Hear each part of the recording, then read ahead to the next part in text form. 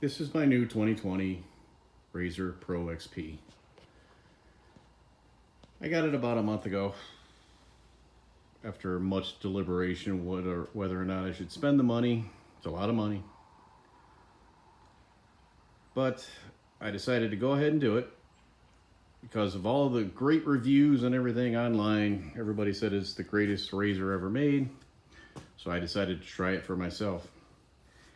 Initially, I thought it was about the same as my buddy's 19 XP 1000 Turbo. That is until I started driving it a little bit more aggressively, and then the differences became quite apparent. It is head and shoulders above a regular XP Turbo. It handles better, it has way more power, it rides better, it looks better. It's all around, it's a much better machine. I have a few problems with it, a few complaints. One is when you put it in low range, it feels like the power just goes away. I don't know if they limit the boost or limit the power or something, but it feels like when you put it in low range, there's just nothing there. And then Polaris advertises as most of the power being between 20 and 50 miles an hour, which is where you usually use the power. The power band comes in, and that's accurate. The problem that I've had is sometimes in the 0 to 20 mile an hour range, sometimes it feels like there's nothing there, whether it's turbo lag or some sort of hesitation. It's not every time, but it's noticeable, and it's enough to be annoying. Other than that, overall, the machine really performs outstanding. The biggest complaint that I have is when I was riding about 3 weeks ago in my backyard. I got 10 acres. I got a little short course set up back there. And I was riding pretty hard. And I put it up on its side, which ended up being up on its top, because apparently when you put this machine up on its side, it lands on its top. So, no big deal. I've had a Razor XP 1000 and I put that up on its side a couple times. No big deal. It was a few minor plastic repairs and replacement parts. I think total it was $500 on the regular XP 1000 for the 2 or 3 times that I put it up on its side.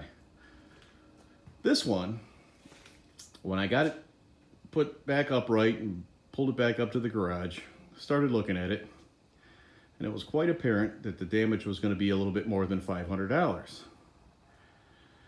Basically, every plastic panel on the machine was damaged or destroyed. And then I started looking closer and found that there was also frame damage. And this, to me, is what I consider to be a light rollover. It went up on its side. I was going 3 miles an hour, just turned too hard, and it went up on its side, which proceeded to roll over onto the roll cage. So I immediately noticed when I propped it back up on all 4 wheels that couldn't open the driver's door, which was a bit concerning. And as I started to inspect it, this mount here that is basically just to mount the upper door hinge was pretty well mangled, which is, of course, part of the mainframe, which Polaris claims to be the strongest razor ever made.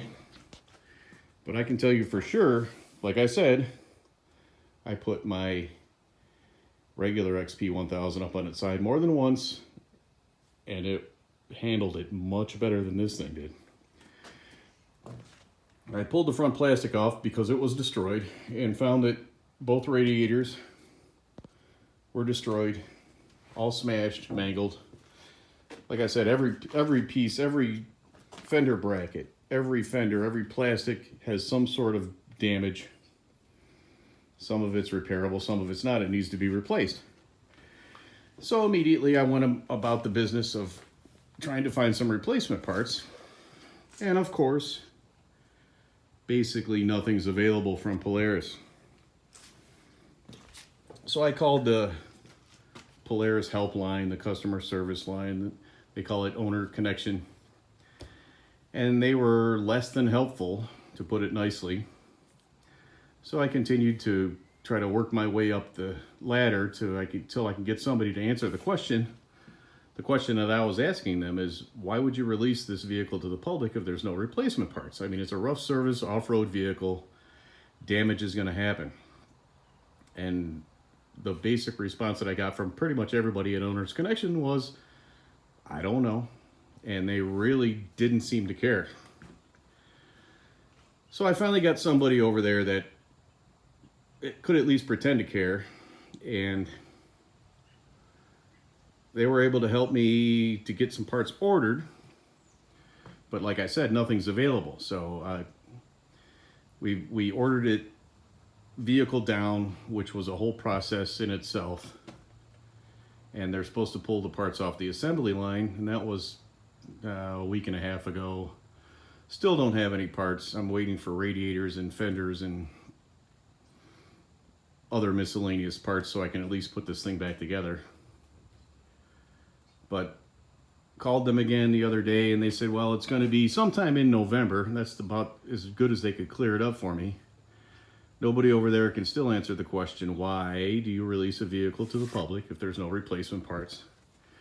I think we all know the answer. It's because they're greedy. And that really, they could have told me that. They could have said it's because we're greedy, and I would have accepted that answer. But like I said, their response was, I don't know. So here I am with a $25,000 vehicle that I put up on its side. I'm not blaming Polaris for me putting it up on its side. I did it myself. I take responsibility for that. So after I examined the vehicle and found all this damage and everything was damaged or destroyed, I started pricing these parts after I finally was able to find some parts catalogs online, and the total was beginning to grow rapidly. So I called my insurance and made a claim. The claim for a light rollover, and I mean it was a light rollover, was $11,000. So I just want to let you guys know, if you're thinking about buying one of these, or if you have one, buy it. It's a great machine, but take my advice, keep it upright, because it's horribly expensive to fix and you can't get parts for it. Just a little word of caution. There's my RS1. This vehicle's awesome. No problems with this one at all. There's my Sportsman. It's like a storage unit.